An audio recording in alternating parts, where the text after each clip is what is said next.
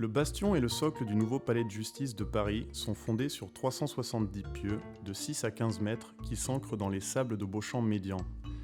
La première étape de réalisation d'un pieu est l'implantation de son axe par un géomètre. Le forage proprement dit peut commencer une fois la foreuse mise en station. Les pieux sont réalisés suivant le procédé Starsol sous cahier des charges et brevet Soletanche-Bachy. Pendant la perforation, le tube plongeur est rétracté dans la tarière. Les parois de forage sont maintenues par les pales qui sont remplies de déblais. On enregistre en temps réel les paramètres de forage tels que la vitesse d'avancement et le couple de rotation. À la fin de la phase de forage, le tube plongeur est télescopé à l'amorce du bétonnage en même temps que la tarière est remontée. Le béton est injecté sous pression depuis la base du pieu.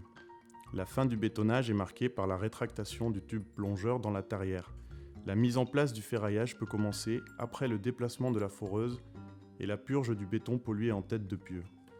La cage est levée dans un premier temps et enfoncée dans le béton frais à l'aide d'une pelle. On peut avoir recours à une grue de manutention pour les cages de grande longueur. Des centreurs permettent de garantir l'enrobage et le centrage de la cage. Les pieux ne sont pas réalisés depuis le fond de fouille, mais depuis une plateforme à 25 NVP pour être au-dessus du niveau de la crue de chantier. Cependant, ils sont ferraillés uniquement sur leur hauteur réelle. Pour cela, un pousse-cage équipé d'un vibreur en tête est utilisé pour faciliter la descente de la cage à sa cote définitive.